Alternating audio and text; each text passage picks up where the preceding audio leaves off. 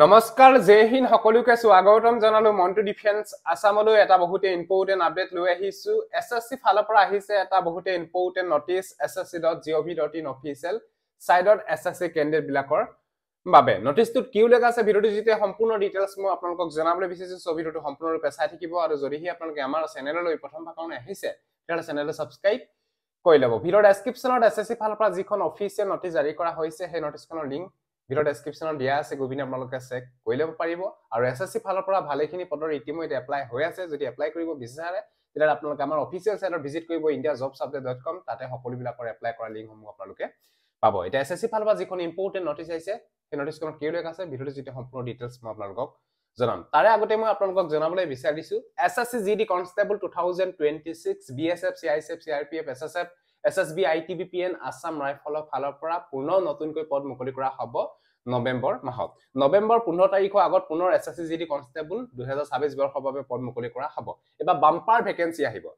ইয়াতে এপ্লাই কৰিবলৈ হলে আমাৰ অসমৰ ল'ৰা আৰু ছোৱালী সকলো এপ্লাই কৰিব পাৰিব এই বিষয়ত আপোনালোকে গম পালে অনলি 10 পাছ কৰিলে এপ্লাই কৰিব পাৰিব ভেকেন্সি ভালেখিনি আহিব এবা আপোনালোকৰ পাই 50 প্লাস ভেকেন্সি আহিব SSC GD কনষ্টেবল 2026 বৰ্ষৰ বাবে তাৰ বাবে এতিয়াই পৰা আপোনালোকে ভালকে তৈয়াৰী কৰিব লাগিব কাৰণ এই পদবিলাকৰ ফাৰ্স্ট টাইম হ'ব ৰিটেন এক্সাম CBT এ মেইন কাৰণ ইয়াত অনলি CBT যদি এটা ভাল মাৰ্কস পায় তেতিয়াহলে আপোনালোকে SSC GD কনষ্টেবলত আপোনালোকে চাকৰি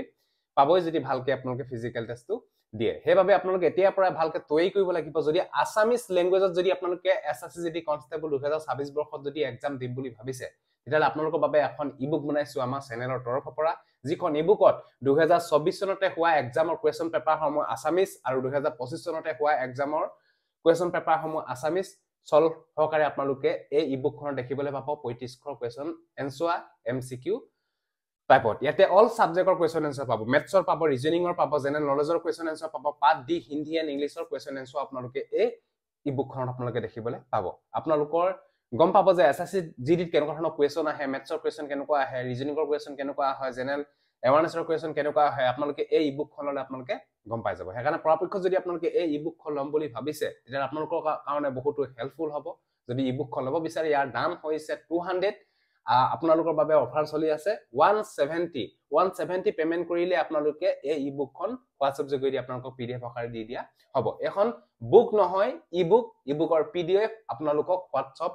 যোগেদি সেন্ড কৰি দিয়া হ'ব যদি আপোনালোকে লব বিচাৰে যদি পেমেন্ট কৰিব বিচাৰে এই নম্বৰটো পেমেন্ট কৰি স্ক্ৰিনশ্বট দি দিলে আপোনালোকক WhatsApp যোগেদি এই PDF খন দি দিয়া হ'ব অনলি আসামিজ ল্যাঙ্গুৱেজতহে আপোনালোকে এই বুকখন দেখিবলৈ পাব যদি লব বিচাৰে এতিয়া বাই কৰি WhatsAppত সেন্ড কৰি দিয়ক লগালগ এই বুকখন দি দিয়া হ'ব এটা SSC ফালৰ পৰা যিখন আহিছে সেই ইম্পৰ্টেন্ট নটিচখন তাতে আপোনালোকক কি উল্লেখ আছে জনাবলৈ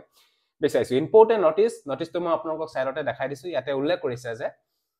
যিখিনি আপোনালোকৰ এসএসসি ফালৰ পৰা ভেকেন্সি মুকলি কৰা হৈছিল যেনে constable driver male in Delhi পুলিচৰ ভেকেন্সি মুকলি কৰা হৈছিল হেড কনষ্টেবলৰ ভেকেন্সি মুকলি কৰা হৈছিল constable male and female Delhi police examination 2026-25ৰ বাবে ভেকেন্সি মুকলি কৰা হৈছিল হেড কনষ্টেবলৰ ভেকেন্সি মুকলি কৰা হৈছিল sub inspector in Delhi police and central arm police ফৌজ BSF CIPF এনেকুৱা ধৰণৰ ভেকেন্সি মুকলি কৰা হৈছিল হেখিনি পদৰ যি আপোনালোকৰ পাবলিকেশনৰ নটিচ হেখিনি আপোনালোকৰ ইতিমধ্যে এপ্লাই চলি গল বা কিছুমানৰ এপ্লাই চলি আছে হেখিনি আপোনালোকৰ যি ক্যান্ডিডেট এপ্লাই কৰিছে তেওঁলোকৰ যদি এপ্লিকেশন ফৰ্মখন যদি সাবমিট কৰোতে যদি কিবা ভুল হৈছিল তেতিয়াহলে আপোনালোকে কাৰেকচন কৰিব লাগিব কাৰেকচন কৰা নটিচ ইতিমধ্যে আহি গৈছে যে আপোনালোকৰ যিখিনি ক্যান্ডিডেটে এই পদৰ কাৰণে যদি আবেদন কৰিছে যদি constable driver male in Delhi police examination 2025ৰ পদবিলাকত যদি আবেদন কৰিছে তেতিয়াহলে আপোনালোকে কাৰেকচন কৰিব পাৰিব 31 তাৰিখৰ পৰা 2 নৱেম্বৰ 2025ৰ ভিতৰত যদি হেড কনষ্টেবল পদবিলাকত যদি আবেদন কৰিছে তেতিয়াহলে 31 অক্টোবৰ পৰা 2 নৱেম্বৰ ভিতৰত আপোনালোকে কাৰেকচন কৰি লব পাৰিব বাকি আপোনালোকৰ কনষ্টেবল মেল এণ্ড ফিমেলৰ যি আপোনালোকৰ এপ্লাই চলি আছে ইয়াৰ লাষ্ট ডেট হৈছে 31 অক্টোবৰ 2025 ইয়াৰে আপোনালোকৰ যি ৰিভাইজ আপোনালোকৰ যি এপ্লিকেশন কাৰেকচন ডেট হেতু আপোনালোকৰ 7 নৱেম্বৰ পৰা 9 নৱেম্বৰ লৈকে খুলি দিয়া হ'ব আপোনালোকৰ যদি এপ্লিকেশন কৰোতে যদি কিবা ভুল হৈছে তেতিয়াহলে আপোনালোকে শুদ্ধ কৰি লব পাৰিব আৰু হেড কনষ্টেবল পদবিলাকৰ 5 নৱেম্বৰ পৰা 7 নৱেম্বৰ লৈকে এপ্লিকেশন উইন্ডো খুলি দিয়া হ'ব আৰু sub inspector in Delhi police and central arm police ফৌজৰ এক্সামিনেশ্যন 2025ৰ পদবিলাকত যদি আবেদন কৰোতে যদি এপ্লিকেশন ফৰ্মখন যদি ফিলআপ কৰোতে কিবা যদি ভুল হৈ গল তেতিয়াহলে আপোনালোকে কাৰেকচন কৰিব পাৰিব 3 নৱেম্বৰ পৰা 5 নৱেম্বৰ 2025ৰ ভিতৰত সো এটো আছিল যদি আপোনালোকে এই পদবিলাকত আবেদন কৰিছে আবেদন কৰোতে যদি কিবা আপোনালোকৰ ভুল হৈছিল তেতিয়াহ'লে আপোনালোকে শুদ্ধ কৰি ল'ব পাৰিব এইকেইটা ডেটত এইখিনি পোষ্টৰ ডিটেইলছ মই আপোনালোকক জনালো যদি ভিডিওটো ভাল পালে সকলো কেণ্ডিডেটক যাতে আপোনালোকে ভিডিওটো শ্বেয়াৰ কৰি যাতে সকলোৱে গম পাওক সো আজিলে বাই জয় হিন্দ বন্দে মাতৰম জয় অসম ধন্যবাদ